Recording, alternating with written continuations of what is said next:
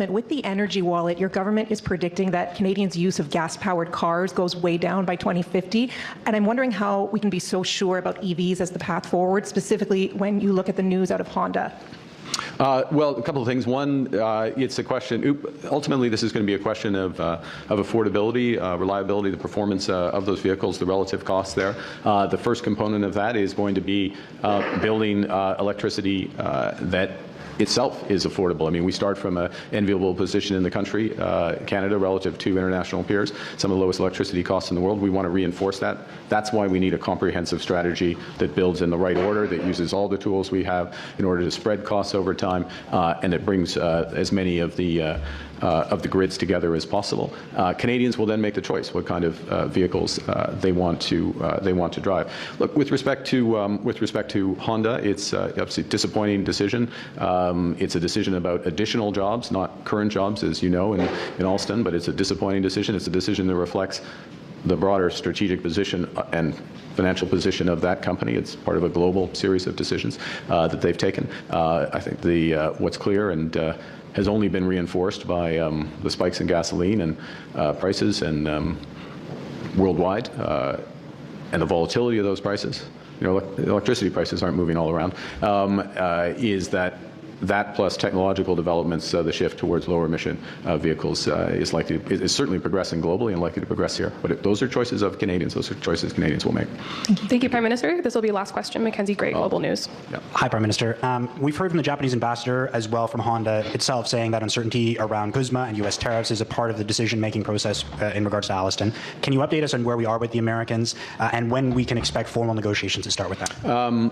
Well, as we've said, we're ready to sit down for those negotiations. We know what the major trade issues are for the United States. We have a series of issues around the strategic sectors, including the auto sector, the steel sector, aluminum, forest products, particularly, now derivatives of copper and aluminum and steel. There are big opportunities for both of us if we can come to an agreement. It takes Americans to focus, and I'm sure once they're finished with their discussions with China, they'll focus. The World Cup is coming, and there are people in Vancouver who are very concerned that could be some of the last soccer games they see at BC Place, with the potential for the Whitecaps to relocate to Las Vegas. What has your government done to make sure that doesn't happen, and have you been involved in any way in those negotiations? The short answer, I have not been involved. Yes, the World Cup is coming. Yes, we are looking forward to it. Yes, anyone internationally watching this, there are 3 hosts of the World Cup, and I've got to say, the warmest welcome is going to be in Canada. So we look forward to you coming here, and very much looking forward to. I hope Alfonso Davis is recovering as we speak. But we've got a great side, and we're going to move forward with that. Look, in terms of the Whitecaps specifically, I'm not personally involved in that. I would obviously like them to stay, but I don't have anything to say on that at this point. Thank you. One thing we have to understand, like I'm Canadian myself, is that Donald Trump soon will pivot to Canada again. United States will rely on Canada again because they are not looking good under Donald Trump's leadership. Their economy is failing. It's a complete disaster. Oil prices going up. They will eventually shake hand with Canada. Trump, I'm talking about Trump, not the United States people, because the American, they love Canada. And I know that because I lived in Canada and I lived in the States. When Mark Carney is saying that, yes, once they're done with China, I think he also meant that that could be in regards to everything that the United States wants to get from China. After they're done, after they see that Xi Jinping doesn't really honor them, doesn't really respect them, doesn't really care much about United States and Trump's policy, that's what he meant. That's what Mark Carney meant. And soon, Trump will change his policy and favor Canada again. That concludes today's press conference. I'll take one last. Sorry. Thanks very much. Alex Ballingo of the Toronto Star. Yeah. Just going back to Najud's question, I think he said update to the targets in due course. Can you just expand on that? Are we due course is due course, Alex. But we're changing our climate. Oh, no. That's not what I said. What we are doing, and let's be clear, and this is the approach of this government, is we are focused on investing to get results. We're focused on practical steps that are going to get results. It doesn't do us good to be sitting in court all the time with provinces. It doesn't do us good to be talking past each other. What it does do us good is to come together, specific projects. You know, in the end, these aren't words on a page. This is Russ, this is Sean, this is Frank and Francis and their colleagues going out and building things, connecting things, making progress. That's what we're focused on. That's what's going to deliver the results. What you're seeing today is the next iteration of a strategy that's all connected. It's connected. Start, with the workers to make it work. We know we need more workers, so we got a strategy to do that, which we develop with the unions, we develop with the provinces. We're putting into place. It means working with the provinces. This strategy is informed. Not just by the personnel that we have in, although it sure does help to have the former CEO of Hydro-Quebec, part of developing that strategy. So not just the personnel that we have in government, but the fact that we've been working with provinces and utilities and the private sector on some of these big projects. Think about the Northwest Conservation Corridor in BC. That's a huge opportunity to make the system more efficient.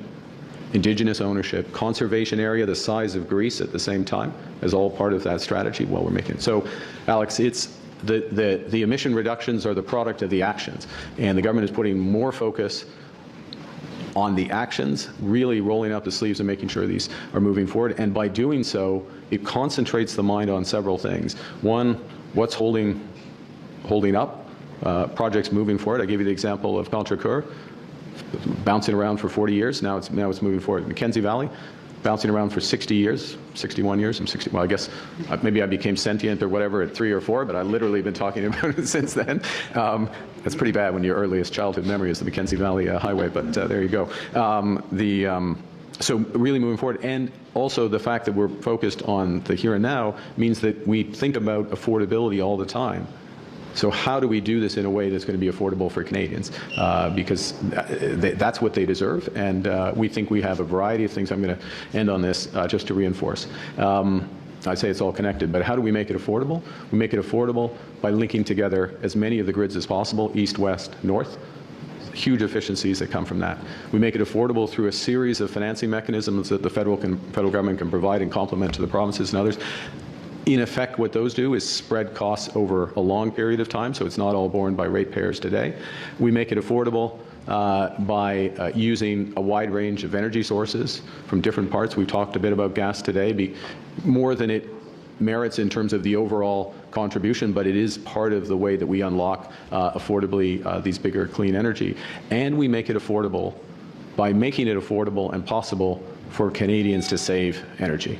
I mean, we have 7 million Canadians, right, who households who have some form of in the extreme energy poverty or energy pressure, and they're using home heating oil, they're using propane, they're using baseboard heating, they don't have access. We're working for 1 million of those homes through a new retrofit program, and we're working to build out these grids in a clean way that's going to get affordability down in that $15 billion of savings. He talks more like a prime minister or head of state, but Donald Trump, when he speaks, he talks like, macho style, big ego. Oh, this will happen, that will. I'm going to sue him. I'm going to be eviscerating the other person. The reporter is so horrible. This is fake news, and open the effing straight. He doesn't talk or sound like a president whatsoever, unlike Mark Carney. Thank you guys for watching. See you in the next one.